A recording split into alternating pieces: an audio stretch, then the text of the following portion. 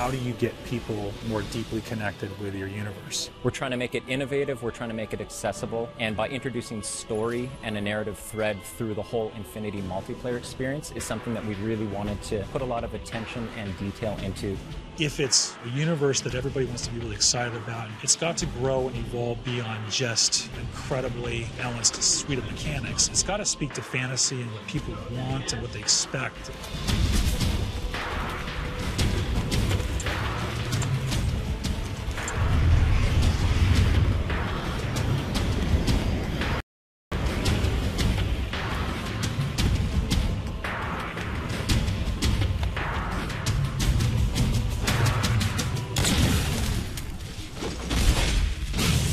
Something we really wanted to do with Halo 4 was to bring a new perspective to Halo multiplayer.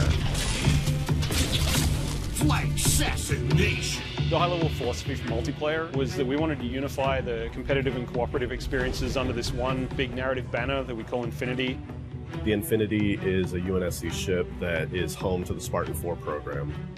Really try to contextualize multiplayer in such a way in which it doesn't feel like abstracted game mode off to the side. It feels very much part of the same universe. We knew we wanted to expand the audience as far as we could, but still satisfy the core as much as possible. We had to break everything down to line-by-line evaluation of our current scripts and redefine that core loop to not make it like Halo 2 or like Halo 3 or something in the middle, but make it Halo 4. Halo starts with a philosophy that we've upheld, which is that your gameplay mechanics are consistent across every mode, so they don't change. We want to give players the power to choose which weapons they take in. People have their own personal favorites. It's a growth system in that you're unlocking customizations for your character, you're unlocking new weapons and abilities, but that's also helping to train you how to use those over time. You have armor abilities and armor mods, which are sort of under the hood modifications to your armor that give you abilities, give you passive changes. And then that completely fit in with our new scoring system. There's a lot of actions players take in multiplayer that contribute but don't necessarily put a score on the board. Because of the objective medals and all the extra ways you can score in a match, no players are finishing the game with a 0. Hail Mary. So one of the big things for us was making sure that people felt involved, felt like they could always contribute in some sort of way. You're getting rewarded for teamwork, your style, your kills, your assists, the objectives you complete. And as you do that, you're going to get medals that fill up your ordnance meter. Ordnance ready. Once your ordnance meter fills up, UNSC Infinity gives you 3 rewards you can choose from. Those are going to be power weapons, power-ups, or grenades, and you can call them down right to you. Request confirmed. We've added what we're calling a situational record. That's a replay of the person that just killed you and how they killed you. It just adds a bit more information for players. The matchmaking system has evolved to let us join in progress. Overall, this means players will be getting into games faster and more often. So the new CTF really focuses on trying to encourage a little more team play. In the past, there was a lot of dropping of the flag and changing of roles. Now when you pick up the flag, Carrying flag. You're 100% committed, and at that point, your role is now to deliver that flag. your HUD will change to tell you exactly where the deliver point is. Flag capture. Everybody can see exactly what it is that they're supposed to do. If you don't have that flag, then you'll still get points for helping your flag carrier, driving him around, assisting him, saving his life, returning your own flag, defending your flag against the enemies. It's a much more intense experience for all of the players. Enemy team scored.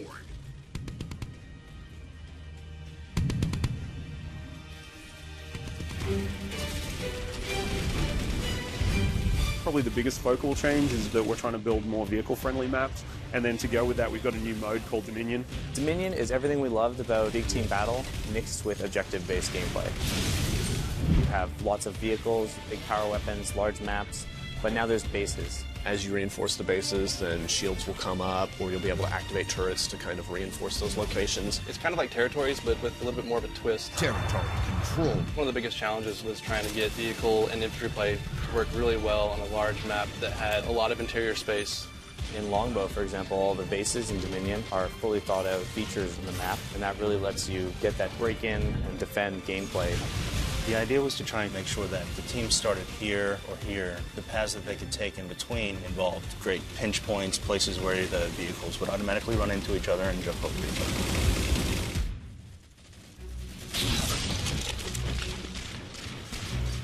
Whenever we start a space, we need to concentrate on a few key things. One is that there's distinct landmarks everywhere you look, so you can orient yourself and you never get lost while you're playing.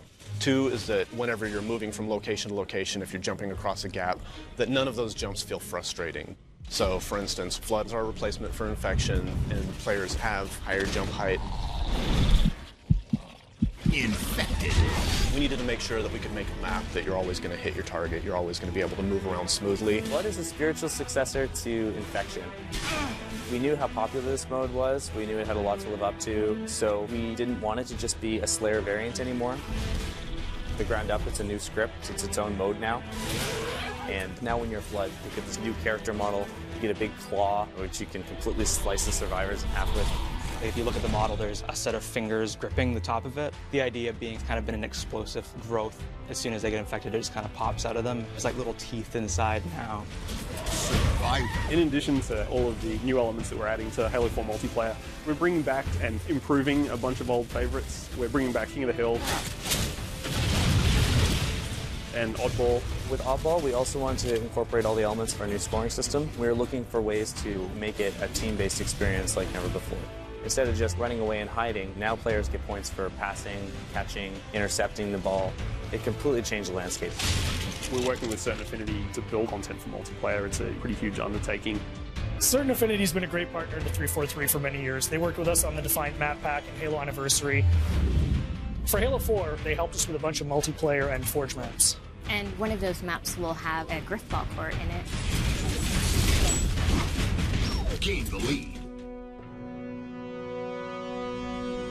Forge is our toolset that allows players to customize their own levels. So we give multiple spaces that each have unique components that you can kind of mix and match to make your own layouts. We felt like a previous permutation of Forge wasn't necessarily the most accessible. The biggest thing for us was trying to increase the speed at which you can build things. We have a lot of new components. First is a magnet system, which makes it easier to line up pieces to each other. You see these little guys over here. These are hand-placed magnet points. Based on these points, you toggle it in the game, and you can actually snap pieces together. Another thing that we have is the duplicate object tool. So if someone has a crazy idea, you can just place something. Oh, I have a mongoose. I can make 6 more of those. Whenever you exit your editing mode, you'll end up seeing shadows cast on the pieces that you placed. I can place a block sort of anywhere I want, and it'll just sit there. There'll be no shadow on the ground. It'll look kind of like it's floating, even though it's actually quite close to the ground. But then if I turn the lighting on, boom, you instantly get a shadow there.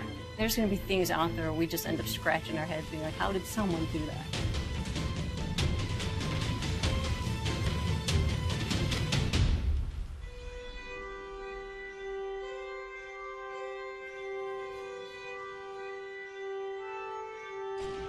In the tradition of remaking maps, we've chosen to do Valhalla, and this time we're calling it Ragnarok.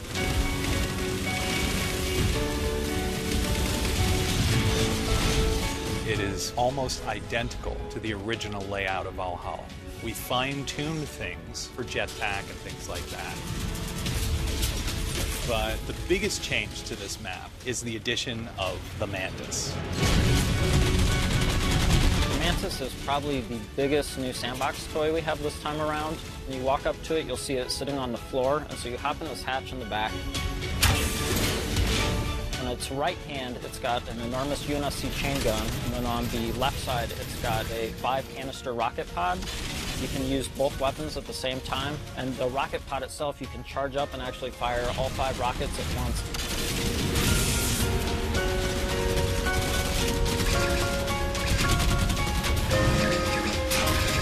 The other thing that's really sweet with it is it has a melee stomp. This is probably the most powerful vehicle in a Halo game since like the Scorpion or Banshee. We knew from the start that if we're going to put this in campaign, we have to bring in multiplayer. What better toy do I want to use the Battlefield in the back? When you look at Halo's audience, you've got a group of players that really gravitates towards campaign, and then another group of players that really gravitates towards multiplayer. The idea of knitting together the narrative and this gameplay experience was the genesis of where Spartan Ops came from. The narrative thread through Spartan Ops is absolutely huge. 6 months after the events of campaign are over, the crew of the Infinity is going down to investigate Requiem. Some of the old hands here know what you're in for. The rest of you, you're due an education. Each week you have a new episode of a series that's continuing to tell this evolving story. And then you have these 5 missions that tie directly to that episode. And actually, in some cases, you have a direct impact on what's happening in the next week's episode.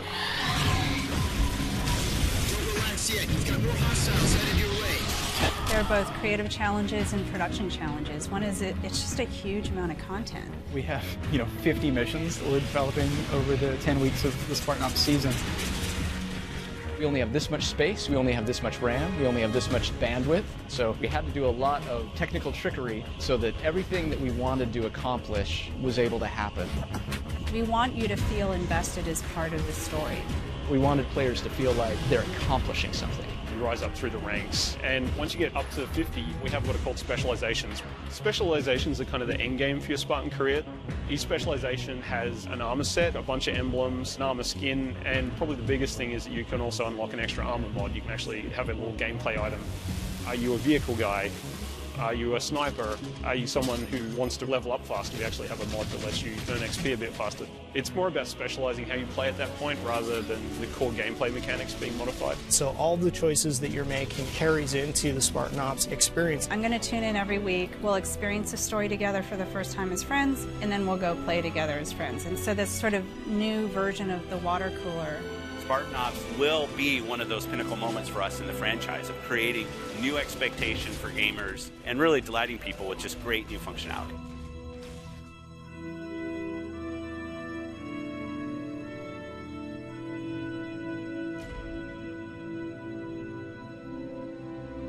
We're seeing just kind of the tip of the spear. Going where we want to go in the next steps is only made possible by building absolute confidence. A hero is someone who takes action even though they have something to lose. You gotta have the gumption. You gotta have the confidence to go after it. No matter how deeply we explore the universe or how much detail that you find out about aspects of the universe, it's still bigger and more mysterious than any amount of information could ever give us. And I think that's how the real universe is. Super excited about where this game has evolved to. There's so much variation at all levels of the game that make it infinitely replayable. People play it and they say, man, that's great, I just want one more game, and another one, and just keep going. It has been sort of this puzzle that's come together person by person.